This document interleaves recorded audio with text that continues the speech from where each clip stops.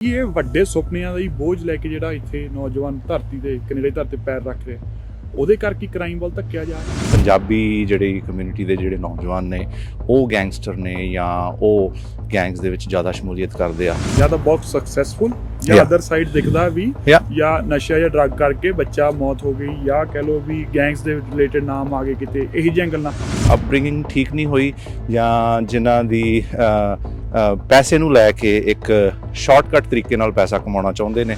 ਇੱਕ ਇਮੀਗ੍ਰੈਂਟ ਜਾਂ ਇੱਕ ਸਟੂਡੈਂਟ ਇੰਟਰਨੈਸ਼ਨਲ ਸਟੂਡੈਂਟ ਨੂੰ ਅਸੀਂ ਦੇਖ ਕੇ ਲਾਈਏ ਕਿ ਹਾਂ ਉਹ ਇੱਥੇ ਆ ਕੇ ਕਿਸ ਤਰ੍ਹਾਂ ਦੇ ਹਾਲਾਤਾਂ 'ਚੋਂ ਗੁਜ਼ਰਦਾ ਆ ਅਤੇ ਉਹ ਕਿਸ ਤਰ੍ਹਾਂ ਇਹਨਾਂ ਗੈਂਗਸਟਰਸ ਅਤੇ ਇਹਨਾਂ ਔਰਗਨਾਈਜੇਸ਼ਨਸ ਦਾ ਟਾਰਗੇਟ ਬਣਦਾ ਆ।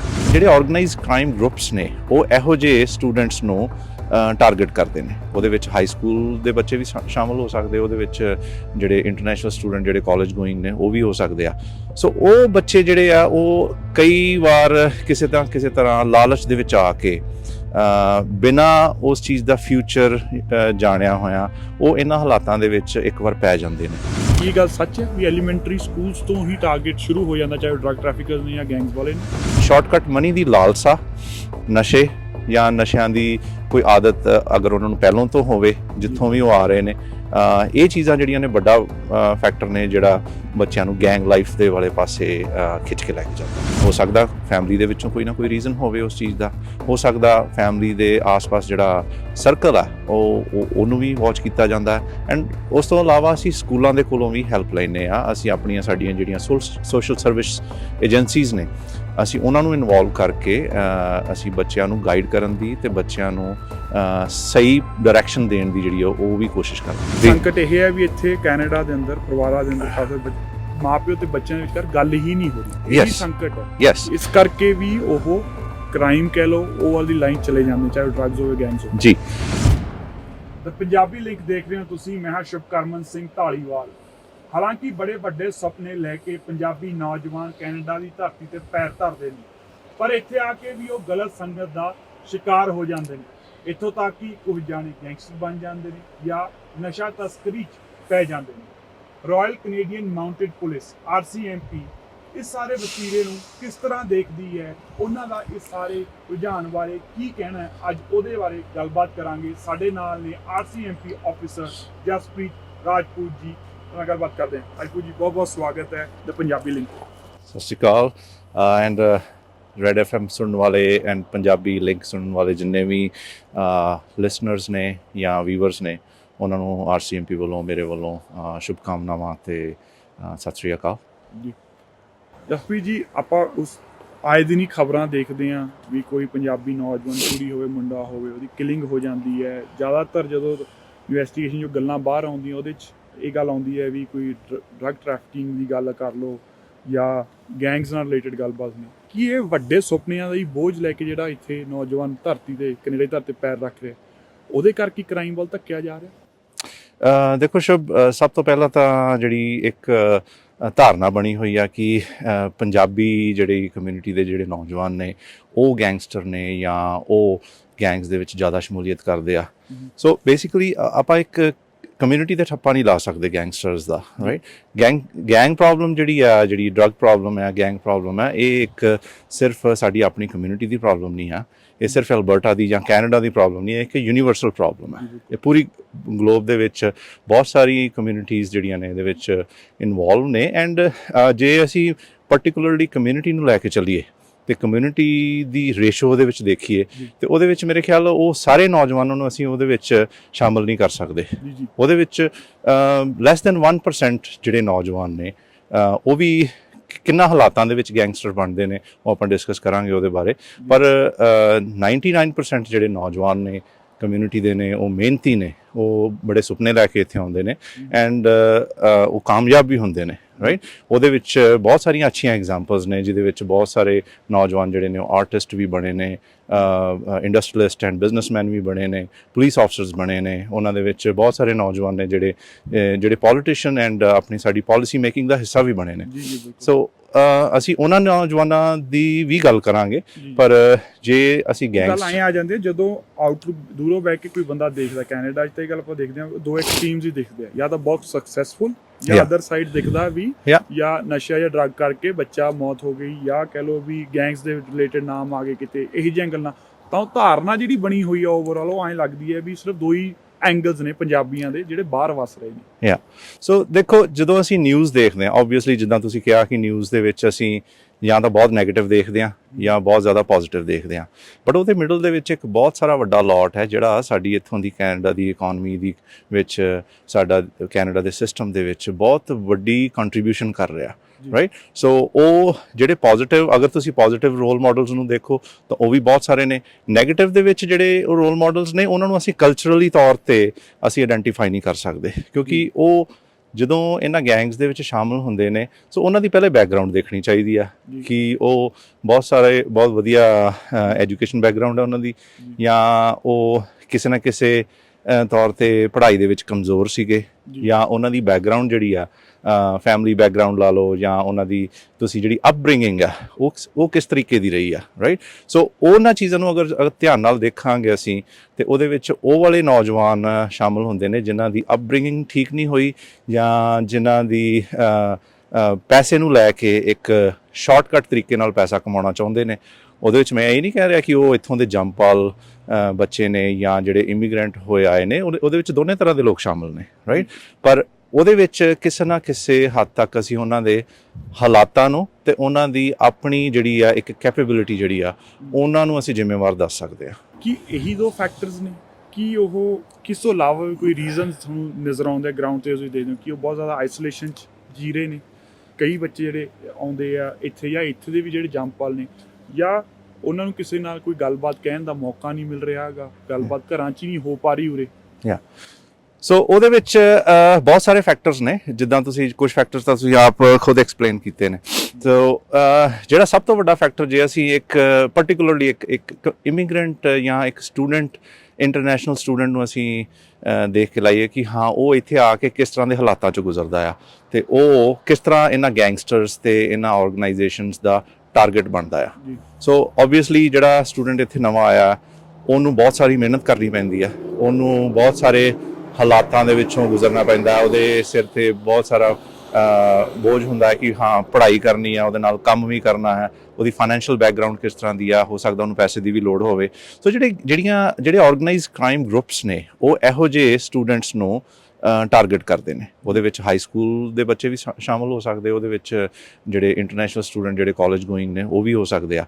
ਸੋ ਉਹ ਬੱਚੇ ਜਿਹੜੇ ਆ ਉਹ ਕਈ ਵਾਰ ਕਿਸੇ ਤਰ੍ਹਾਂ ਲਾਲਚ ਦੇ ਵਿੱਚ ਆ ਕੇ ਬਿਨਾਂ ਉਸ ਚੀਜ਼ ਦਾ ਫਿਊਚਰ ਜਾਣਿਆ ਹੋਇਆ ਉਹ ਇਹਨਾਂ ਹਾਲਾਤਾਂ ਦੇ ਵਿੱਚ ਇੱਕ ਵਾਰ ਪੈ ਜਾਂਦੇ ਨੇ, ਬਟ ਇਹਨਾਂ ਦੇ ਵਿੱਚੋਂ ਨਿਕਲਣਾ ਬਹੁਤ ਮੁਸ਼ਕਲ ਹੈ। ਸੋ ਉਸ ਚੀਜ਼ ਦੇ ਵਿੱਚ ਸਾਡੇ ਜਿਹੜੇ ਸੁਸਾਇਟੀ ਦੇ ਜਿਹੜੇ ਮੈਂਟਰਸ ਨੇ, ਉਹਦੇ ਵਿੱਚ ਸਾਡੇ ਸੁਸਾਇਟੀ ਦੇ ਸੀਨੀਅਰਸ ਹੋ ਸਕਦੇ ਨੇ, ਜਾਂ ਜਿਹੜੀ ਸਾਡੀ ਕਮਿਊਨਿਟੀ ਦੇ ਇਮੀਗ੍ਰੈਂਟਸ ਜਿਹੜੇ ਬਹੁਤ ਸਾਲਾਂ ਤੋਂ ਇੱਥੇ ਰਹਿ ਰਹੇ ਆ, ਸਾਨੂੰ ਚਾਹੀਦਾ ਕਿ ਆਉਣ ਵਾਲੇ ਇੰਟਰਨੈਸ਼ਨਲ ਸਟੂਡੈਂਟਸ ਜਿਹੜੇ ਬੱਚੇ ਆ ਉਹਨਾਂ ਦੇ ਨਾਲ ਕਨੈਕਟ ਹੋਣ, ਉਹਨਾਂ ਨੂੰ ਇੱਕ ਸਹੀ ਤਰੀਕੇ ਦੀ ਗਾਈਡੈਂਸ ਦਿੱਤੀ ਜਾਵੇ ਕਿ ਇਹ ਵੀ ਤੁਹਾਡੇ ਕੋਲ ਕੈਰੀਅਰ ਹੈ ਨੇ, ਰਾਈਟ। ਤੁਸੀਂ ਸ਼ਾਰਟਕਟ ਮਨੀ ਵਾਲੇ ਪਾਸੇ ਨਾ ਭੱਜੋ, ਇੱਥੇ ਮਿਹਨਤ ਦੇ ਨਾਲ ਸਭ ਕੁਝ ਅਚੀਵ ਹੋ ਜਾਂਦਾ। ਮੈਂ ਖੁਦ ਵੀ ਐਜ਼ ਅ ਇਮੀਗ੍ਰੈਂਟ ਆਇਆ ਸੀ ਇੱਥੇ, ਰਾਈਟ, ਐਂਡ ਹਰ ਚੀਜ਼ ਨੂੰ ਥੋੜਾ ਟਾਈਮ ਲੱਗਦਾ।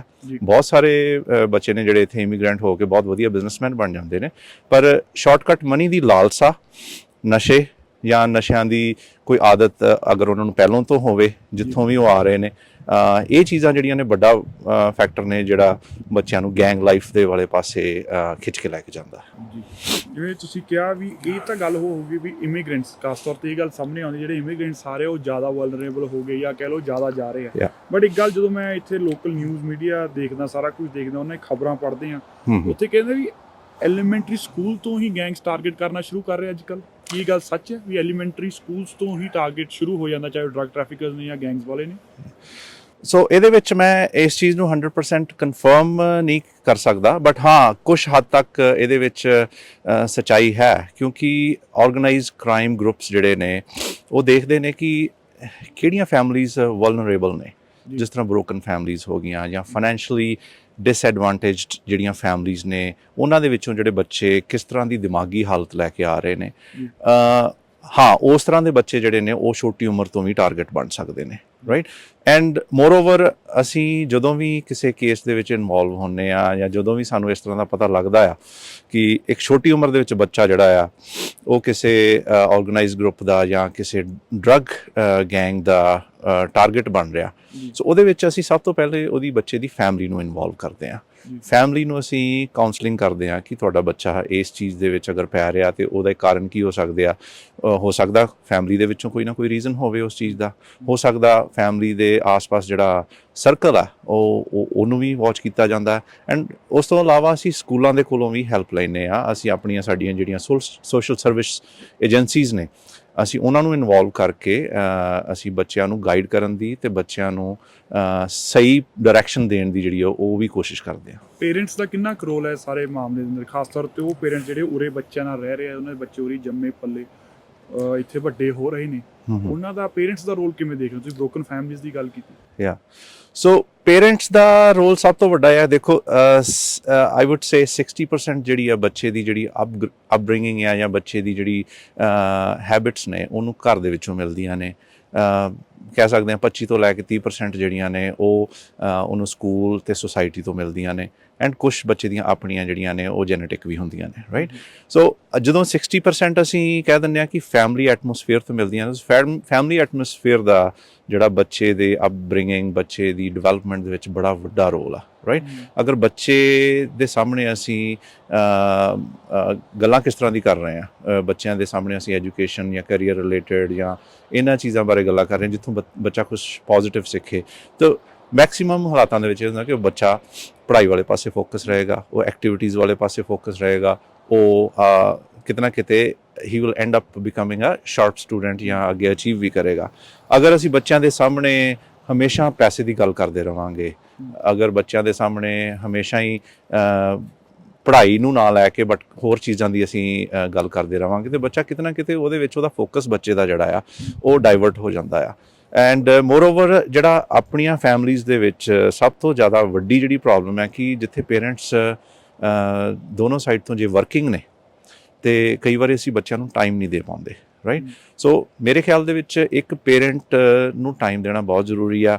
ਦਿਨ ਦੇ ਵਿੱਚ ਇੱਕ ਵਾਰ ਸ਼ਾਮ ਨੂੰ ਜਾਂ ਦੁਪਹਿਰੇ ਬੱਚਿਆਂ ਦੇ ਨਾਲ ਮਿਲਣਾ ਬਹੁਤ ਜ਼ਰੂਰੀ ਆ।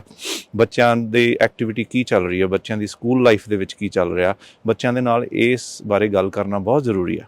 ਬਟ ਹਾਲਾਤ ਕਈ ਫੈਮਲੀਜ਼ ਦੇ ਅਸੀਂ ਇਹ ਦੇਖੇ ਨੇ ਕਿ ਕਈ ਵਾਰ ਪੇਰੈਂਟਸ ਕਈ ਦਿਨ ਨਹੀਂ ਮਿਲਦੇ ਬੱਚਿਆਂ ਨੂੰ। ਬ੍ਰੋਕਨ ਫੈਮਲੀਜ਼ ਦੇ ਵਿੱਚ ਕਈ ਵਾਰੀ ਸੰਕਟ ਇਹ ਹੈ ਵੀ ਇੱਥੇ ਕੈਨੇਡਾ ਦੇ ਅੰਦਰ ਪਰਿਵਾਰਾਂ ਦੇ ਅੰਦਰ ਕਾਫੀ ਮਾਪਿਓ ਤੇ ਬੱਚਿਆਂ ਦੇ ਵਿਚਕਾਰ ਗੱਲ ਹੀ ਨਹੀਂ ਹੋ ਰਹੀ। ਇਹ ਵੀ ਸੰਕਟ ਹੈ। ਇਸ ਕਰਕੇ ਵੀ ਉਹ ਕ੍ਰਾਈਮ ਕਹਿ ਲਓ ਉਹ ਵਾਲੀ ਲਾਈਨ ਚਲੇ ਜਾਂਦੇ, ਚਾਹੇ ਡਰੱਗਸ ਹੋਵੇ, ਗੈਂਗਸ ਹੋਵੇ। ਜੀ। ਸੋ ਉਹਦੇ ਵਿੱਚ ਸਾਨੂੰ ਸਾਰਿਆਂ ਨੂੰ ਰਲ ਮਿਲ ਕੇ ਐਫਰਟ ਕਰਨੀ ਪੈਣੀ ਹੈ। ਉਹਦੇ ਵਿੱਚ ਪੇਰੈਂਟਸ ਦਾ ਬਹੁਤ ਵੱਡਾ ਹੱਥ ਹੈ ਬੱਚਿਆਂ ਨੂੰ ਸਹੀ ਡਾਇਰੈਕਸ਼ਨ 'ਚ ਪਾਉਣ ਵਾਸਤੇ। ਕਮਿਊਨਿਟੀ 'ਚ ਵਿਚਰਦੇ ਹੋ, ਜਾਣਦੇ ਹੋ, ਇਹੋ ਜਿਹੇ ਇਸ਼ੂਜ਼ ਤੁਹਾਡੇ ਸਾਹਮਣੇ ਆਉਂਦੇ, ਐਗਜ਼ਾਮਪਲ ਸਾਹਮਣੇ ਆਉਂਦੇ, ਕਿ ਇਹ ਗੱਲ ਹੋ ਗਈ ਵੀ ਜ਼ਿਆਦਾ ਪੈਸੇ ਵੱਲ ਨੂੰ ਹੀ ਪੰਜਾਬੀ ਕਮਿਊਨਿਟੀ ਦੀ ਗੱਲ ਕਰ ਲਈਏ ਵੀ ਉਧਰ ਨੂੰ ਭੱਜ ਰਹੀ ਹੈ ਬਹੁਤ ਜ਼ਿਆਦਾ, ਵੀ ਪੈਸੇ ਕਮਾਉਂਦੇ, ਉਹਦੇ ਚੱਕਰ 'ਚ ਬੱਚੇ ਇਗਨੋਰ ਹੋ ਜਾਂਦੇ ਨੇ।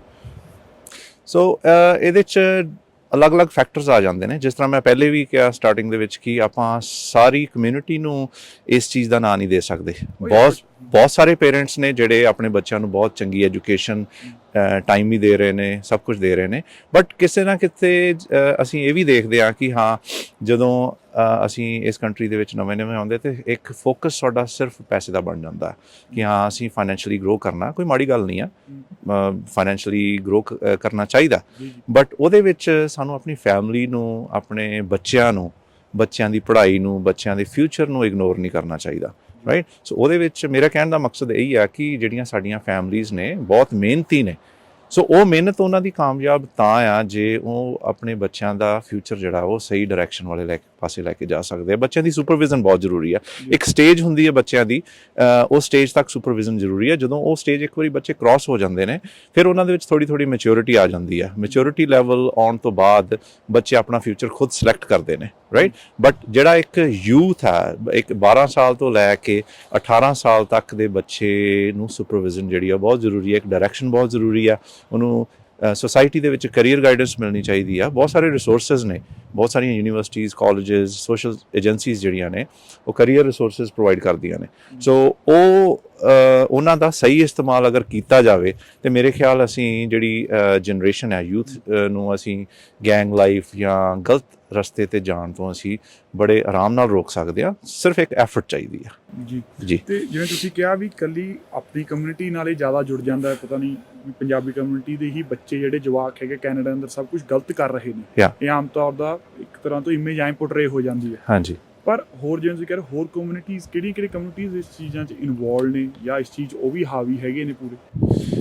ਦੇਖੋ ਮੈਂ ਕਿਸੇ ਇੱਕ ਪਾਰਟਿਕੂਲਰ ਕਮਿਊਨਿਟੀ ਨੂੰ ਟਾਰਗੇਟ ਕਰਕੇ ਨਹੀਂ ਇਸ ਤਰ੍ਹਾਂ ਕਹਿ ਸਕਦੇ ਵੀ ਹੋਰ ਕਿਹੜੀ ਕਮਿਊਨਿਟੀਜ਼ ਇਸ ਪ੍ਰੋਬਲਮ ਨਾਲ ਜੂਝ ਰਹੀਆਂ ਨੇ ਵੀ ਉਹਨਾਂ ਜਿਹੜਾ ਯੂਥ ਹੈ ਸਟਰੇ ਜਾ ਰਿਹਾ, ਕ੍ਰਾਈਮ ਦੀ ਦੁਨੀਆ ਵੱਲ ਜਾ ਰਿਹਾ। ਸੋ ਕੰਪਰੀਹੈਂਸਿਵਲੀ ਮੈਂ ਇਹ ਕਹਿ ਸਕਦਾ ਕਿ ਹਰ ਕਮਿਊਨਿਟੀ ਦਾ ਕੁਝ 1% ਜਿਹੜਾ ਹਿੱਸਾ ਆ ਇਸ ਡਾਇਰੈਕਸ਼ਨ ਵਾਲੇ ਪਾਸੇ ਜਾ ਰਿਹਾ, ਰਾਈਟ। ਸੋ ਉਹ ਅਗੇਨ ਉਹਦੇ 'ਚ ਫੈਕਟਰਸ ਜਿਹੜੇ ਨੇ ਉਹ ਕਮਿਊਨਿਟੀ ਨਹੀਂ ਆ, ਉਹਦੇ 'ਚ ਫੈਕਟਰਸ ਜਿਹੜੇ ਨੇ ਉਹਨਾਂ ਦੇ ਹਾਲਾਤ ਨੇ, ਉਹਨਾਂ ਦੇ ਫੈਮਿਲੀ ਐਟਮੋਸਫੀਅਰ ਕੀ ਆ, ਉਹ ਕਿਸ ਤਰ੍ਹਾਂ ਦੇ ਹਾਲਾਤਾਂ ਦੇ ਵਿੱਚ ਉਹਨਾਂ ਦੀ ਅਪਬ੍ਰਿੰਗਿੰਗ ਹੋ ਰਹੀ ਆ, ਉਹਨਾਂ ਦੀ ਫਾਈਨੈਂਸ਼ੀਅਲ ਕੰਡੀਸ਼ਨ ਕੀ ਆ, ਜਾਂ ਉਹਨਾਂ ਦੇ ਆਸ-ਪਾਸ ਦਾ ਜਿਹੜਾ ਮਾਹੌਲ ਆ ਉਹ ਕਿਸ ਤਰ੍ਹਾਂ ਦਾ ਆ। ਸੋ ਉਹਦੇ ਵਿੱਚ ਕੰਪਰੀਹੈਂਸਿਵਲੀ ਤੌਰ ਤੇ ਜੇ ਅਸੀਂ ਦੇਖਿਆ ਜਾਵੇ ਕੈਨੇਡਾ ਦੇ ਵਿੱਚ ਸਾਊਥ ਈਸਟ ਏਸ਼ੀਅਨ ਕਮਿਊਨਿਟੀ ਜਿਹੜੀ ਆ ਉਹਦੇ 'ਚ ਬਹੁਤ ਸਾਰੇ ਕੰਟਰੀਜ਼ ਆ ਜਾਂਦੇ ਨੇ ਜਿੱਥੋਂ ਇਮੀਗ੍ਰੈਂਟਸ ਆ ਰਹੇ ਨੇ। ਹੋ ਸਕਦਾ ਉਹ ਪ੍ਰੋਬਲਮਸ ਜਿਹੜੀਆਂ ਨੇ ਉਹ ਬੈਕਗਰਾਊਂਡ ਤੋਂ ਸ਼ੁਰੂ ਹੋਈਆਂ ਹੋਣ, ਰਾਈਟ। ਅਗਰ ਜੇ ਇੱਥੋਂ ਦੇ ਜੰਮਪਲ ਬੱਚੇ ਨੇ ਤੇ ਉਹਦੇ ਵਿੱਚ ਵੀ ਅਸੀਂ ਇੱਕ ਪਾਰਟਿਕੂਲਰ ਕਮਿਊਨਿਟੀ ਨੂੰ ਨਹੀਂ ਲੈ ਕੇ ਚੱਲ ਸਕਦੇ। ਹਾਂ, ਜਿੱਥੋਂ ਤੱਕ ਤੁਹਾਡਾ ਸਵਾਲ ਹੈ ਕਿ ਅਸੀਂ ਆਪਾਂ ਪੰਜਾਬੀ ਕਮਿਊਨਿਟੀ ਨੂੰ ਦੇਖਦੇ ਹਾਂ, ਅਸੀਂ ਨਿਊਜ਼ ਦੇ ਵਿੱਚ ਦੇਖਦੇ ਹਾਂ। ਸੋ ਨਿਊਜ਼ ਦੇ ਵਿੱਚ ਇਹ ਵੀ ਚੀਜ਼ ਜਿਹੜੀ ਆ ਉਹ ਵੀ ਨਜ਼ਰ ਆਉਂਦੀ ਆ ਕਿ ਹਾਂ ਕੋਈ ਬੱਚਾ ਜਿਹੜਾ ਆ ਉਹ ਬੜੀ ਛੋਟੀ ਉਮਰ ਦੇ ਵਿੱਚ ਪਾਇਲਟ ਬਣਿਆ, ਰਾਈਟ। ਕੋਈ ਬਹੁਤ ਸਾਰੇ ਇੱਦਾਂ ਦੀ ਵੀ ਹੈਗੀ ਆ ਕਿ ਛੋਟੀ ਉਮਰ ਦੇ ਵਿੱਚ ਕਿਸੇ ਨੇ ਕੋਈ ਲਾਅ ਦਾ ਐਗਜ਼ਾਮ ਜਿਹੜਾ ਉਹ ਕਰੈਕ ਕੀਤਾ, ਰਾਈਟ। ਤੁਸੀਂ ਆਪ ਹੀ ਆਪਣੇ ਆਪ 'ਚ ਐਗਜ਼ਾਮਪਲ ਅਸੀਂ ਤੁਹਾਡੀ ਇੰਟਰਵਿਊ ਕਰ ਰਹੇ ਹਾਂ, ਤੁਹਾਡੇ ਤੋਂ ਪੁੱਛਣਾ ਤੁਸੀਂ ਡੈਕੋਰੇਟਡ ਆਫਿਸਰ ਹੋ, ਉਹ ਵੀ ਇੱਕ ਉਦਾਹਰਨ ਹੈਗੀ ਹੈ। ਪਰ ਗੱਲ ਆਪਾਂ ਤਾਂ ਕਰ ਰਹੇ ਕਿਉਂਕਿ ਆਪਾਂ ਚਾਹੁੰਦੇ ਹਾਂ ਵੀ ਜਿਹੜੀ ਇੱਕ ਬੱਚਿਆਂ ਦੇ ਆਲੇ ਦੁਆਲੇ ਇੱਕ ਜਿਹੜੀ ਮਾੜੀਆਂ ਚੀਜ਼ਾਂ ਹੈਗੀਆਂ, ਮਾੜੀ ਸੰਗਤ ਦਾ ਪ੍ਰਭਾਵ ਆ ਉਹ ਘੱਟ ਹੋ ਸਕੇ, ਉਸ ਉੱਤੇ ਐਡਰੈਸ ਹੋ ਸਕੇ ਉਸ ਚੀਜ਼ ਨੂੰ ਲੈ ਕੇ। ਸੋ ਉਹਦੇ ਵਾਸਤੇ ਮੇਰੀ ਪੇਰੈਂਟਸ ਨੂੰ, ਆਪਣੇ ਸੁਸਾਇਟੀ ਦੇ ਲੀਡਰਸ ਨੂੰ, ਜਾਂ ਜਿਹੜੇ ਸਾਡੇ ਧਾਰਮਿਕ ਲੀਡਰ ਵੀ ਕਹਿ ਸਕਦੇ ਹਾਂ, ਰਾਈਟ। ਸਾਡੇ ਬਹੁਤ ਸਾਰੇ, ਅਸੀਂ ਸਭ ਤੋਂ ਪਹਿਲਾਂ ਧਰਮ ਸਥਾਨ ਬਣਾਉਂਦੇ ਹਾਂ ਜਦੋਂ ਇੱਥੇ ਆ ਕੇ ਕਿਸੇ ਕਮਿਊਨਿਟੀ ਦੇ ਵਿੱਚ, ਜਾਂ ਅਸੀਂ ਕੋਈ ਕਮਿਊਨਿਟੀ ਸੈਂਟਰ ਬਣਾਉਂਦੇ ਹਾਂ। ਉਹਨਾਂ ਕਮਿਊਨਿਟੀ ਸੈਂਟਰਸ ਦੇ ਵਿੱਚ ਯੂਥ ਨੂੰ ਇਨਵੋਲਵ ਕਰਨਾ ਚਾਹੀਦਾ, ਰਾਈਟ। ਇਨਵੋਲਵ ਕਰਨ ਦੇ ਨਾਲ ਬੱਚਿਆਂ ਦਾ ਇੱਕ ਫੋਕਸ ਜਿਹੜਾ ਕਮਿਊਨਿਟੀ ਵਾਲੇ ਪਾਸੇ ਹੋਏਗਾ, ਉਹਨਾਂ ਨੂੰ ਇੱਕ ਚੰਗੀਆਂ ਚੀਜ਼ਾਂ ਜਿਹੜੀਆਂ ਲਰਨ ਕਰਨ ਨੂੰ ਮਿਲਣਗੀਆਂ, ਉਹਨਾਂ ਨੂੰ ਕਰੀਅਰ ਬਾਰੇ ਗਾਈਡੈਂਸ ਮਿਲੂਗੀ। ਜਿਹੜੇ ਆਲਰੇਡੀ ਉਰੇ ਐਸਟੈਬਲਿਸ਼ਡ ਨੇ, ਚਾਹੇ ਉਹ ਐਸਟੈਬਲਿਸ਼ ਨੇ ਜਾਂ ਚਾਹੇ ਉਹ ਨਵੇਂ ਵੀ ਆ ਰਹੇ ਨੇ, ਰਾਈਟ। ਸੋ ਉਹਦੇ ਵਾਸਤੇ ਜਿਸ ਤਰ੍ਹਾਂ ਫੋਰ ਐਗਜ਼ਾਮਪਲ ਮੈਂ ਦੱਸ ਦਿੰਦਾ ਕਿ ਜਿਸ ਤਰ੍ਹਾਂ ਬਹੁਤ ਸਾਰੀਆਂ ਸਪੋਰਟਸ ਆਰਗੇਨਾਈਜੇਸ਼ਨ ਬਣੀਆਂ ਹੋਈਆਂ ਨੇ, ਉਹ ਕੈਲਗਰੀ ਦੇ ਵਿੱਚ ਵੀ ਨੇ। ਅਗਰ ਅਸੀਂ ਪਾਰਟਿਕੂਲਰਲੀ ਇੱਕ ਆਪਣੀ ਉਦਾਹਰਨ ਦੇ ਤੌਰ ਤੇ ਦੇਖੀਏ ਤਾਂ ਬ੍ਰਿਟਿਸ਼ ਕੋਲੰਬੀਆ ਹੈ। ਬ੍ਰਿਟਿਸ਼ ਕੋਲੰਬੀਆ ਦੇ ਵਿੱਚ ਗੈਂਗ ਰਿਲੇਟਡ ਪ੍ਰੋਬਲਮ ਬਹੁਤ ਸੀਗੀ, ਰਾਈਟ। ਸੋ ਉਹਦੇ ਵਿੱਚ ਹੁਣ ਕਮਿਊਨਿਟੀ ਦੇ ਕੁਝ ਲੀਡਰਸ ਨੇ, ਉਹਦੇ ਵਿੱਚ ਐਕਸ ਪੁਲਿਸ ਆਫਿਸਰਸ ਨੇ, ਉਹਦੇ ਵਿੱਚ ਕਮਿਊਨਿਟੀ ਦੇ ਸਾਡੇ ਕੁਝ ਲੀਡਰਸ ਨੇ ਜਿਨ੍ਹਾਂ ਨੇ ਆਰਗੇਨਾਈਜੇਸ਼ਨਸ ਬਣਾਈਆਂ ਨੇ ਉੱਥੇ, ਤਾਂ ਕਿ ਬੱਚੇ ਮੇਨ ਸਟਰੀਮ ਦੇ ਵਿੱਚ ਆ ਸਕਣ। ਜੇ ਕਿਸੇ ਨੂੰ ਜ਼ਰੂਰਤ ਹੈ ਤਾਂ ਉਹਨਾਂ ਨੂੰ ਇੱਕ ਹੈਲਪਿੰਗ ਹੈਂਡ ਮਿਲ ਸਕੇ। ਉਹਨਾਂ ਨੂੰ ਸਿਰਫ ਇੱਕ ਨਜ਼ਰੀਏ ਨਾਲ ਨਾ ਦੇਖਿਆ ਜਾਵੇ ਕਿ ਹਾਂ ਇਹ ਬੱਚਾ ਜਿਹੜਾ ਆ ਉਹ ਗਲਤ ਰਸਤੇ ਤੇ ਜਾ ਰਿਹਾ, ਕਿ ਅਸੀਂ ਉਹਨਾਂ ਨੂੰ ਕੋਸ਼ਿਸ਼ ਕਰ ਰਹੇ ਹਾਂ ਰਸਤੇ ਤੇ ਲਿਆਉਣ ਦੀ। ਸਾਡੀ ਕਮਿਊਨਿਟੀ ਵੱਲੋਂ ਕਿੰਨੀ ਕੁ ਕੋਸ਼ਿਸ਼ ਹੋ ਰਹੀ ਆ ਕਿ ਅਸੀਂ ਉਹਨਾਂ ਬੱਚਿਆਂ ਨੂੰ ਸਹੀ ਰਸਤੇ ਤੇ ਲਿਆਈਏ, ਰਾਈਟ। ਉਹ ਕੋਸ਼ਿਸ਼ ਸਾਨੂੰ ਆਪ ਨੂੰ ਹੀ ਕਰਨੀ ਪੈਣੀ ਆ। ਉਹ ਇੱਕ ਹਜੇ ਹਾਲ ਦੀ ਘੜੀ ਘੱਟ ਹੋ ਰਹੀ ਹੈ, ਮੇਰੇ ਖਿਆਲ ਦੇ ਵਿੱਚ ਹੋ ਰਹੀ ਆ, ਚੰਗੀ ਸ਼ੁਰੂਆਤ ਹੈ। ਅਸੀਂ ਪਿਛਲੇ ਕੁਝ ਹੋਰ ਬਹੁਤ ਸਾਰਾ ਕੰਮ ਕਰਨਾ ਬਾਕੀ, ਬਹੁਤ ਕੰਮ ਕਰਨਾ ਜ਼ਰੂਰੀ ਆ। ਐਂਡ ਇਹ ਕੰਮ ਜਿਹੜਾ ਸਾਨੂੰ ਬਹੁਤ ਛੋਟੀ ਏਜ ਤੋਂ ਬੱਚਿਆਂ ਨੂੰ ਇਹਨਾਂ ਐਕਟੀਵਿਟੀਜ਼, ਇਹਨਾਂ ਸੋਸ਼ਲ ਸਰਵਿਸਿਜ਼ ਦੇ ਵਿੱਚ ਜਾਂ ਗੇਮਸ ਦੇ ਵਿੱਚ ਇਨਵੋਲਵ ਕਰਨਾ ਬਹੁਤ ਜ਼ਰੂਰੀ ਆ, ਕਿਉਂਕਿ ਇੱਕ ਸਰਟਨ ਸਟੇਜ ਹੁੰਦੀ ਹੈ ਜਿੱਥੇ ਬੱਚੇ ਨੂੰ ਤੁਸੀਂ ਮੋਲਡ ਕਰ ਸਕਦੇ ਹੋ, ਰਾਈਟ। ਇੱਕ ਸਰਟਨ ਸਟੇਜ ਕ੍ਰਾਸ ਹੋਣ ਤੋਂ ਬਾਅਦ ਇਹ ਚੀਜ਼ਾਂ ਥੋੜ੍ਹੀਆਂ ਮੁਸ਼ਕਿਲ ਹੋ ਜਾਂਦੀਆਂ। ਮੈਂ ਇਹ ਨਹੀਂ ਕਹਿੰਦਾ ਕਿ ਕਰ ਨਹੀਂ ਸਕਦੇ, ਕਰ ਸਕਦੇ ਹਾਂ, ਬਟ ਉਦੋਂ ਥੋੜ੍ਹਾ ਜਿਹਾ ਮੁਸ਼ਕਿਲ ਹੋ ਜਾਂਦਾ। ਬਟ ਅਗਰ ਉਹੀ ਚੀਜ਼ਾਂ ਅਸੀਂ ਬੱਚਿਆਂ ਨੂੰ ਬਚਪਨ ਤੋਂ 10, 12, 13 ਸਾਲ ਦੀ ਉਮਰ ਤੋਂ ਬੱਚਿਆਂ ਨੂੰ ਅਸੀਂ ਐਕਟੀਵਿਟੀਜ਼ ਦੇ ਵਿੱਚ ਇਨਵੋਲਵ ਕਰਨਾ ਸ਼ੁਰੂ ਕਰ ਦਈਏ ਤੇ ਮੇਰੇ ਖਿਆਲ ਦੇ ਵਿੱਚ 50% ਪ੍ਰੋਬਲਮਸ ਤਾਂ ਸਾਡੀ ਉੱਥੇ ਹੀ ਸੋਲਵ ਹੋ ਜਾਣੀ ਹੈ, ਰਾਈਟ। ਬਹੁਤ ਬਹੁਤ ਧੰਨਵਾਦ ਸਾਡੇ ਨਾਲ ਗੱਲਬਾਤ ਕਰਨ ਵਾਸਤੇ ਜਸਪ੍ਰੀਤ। Thank you ਸ਼ਰ।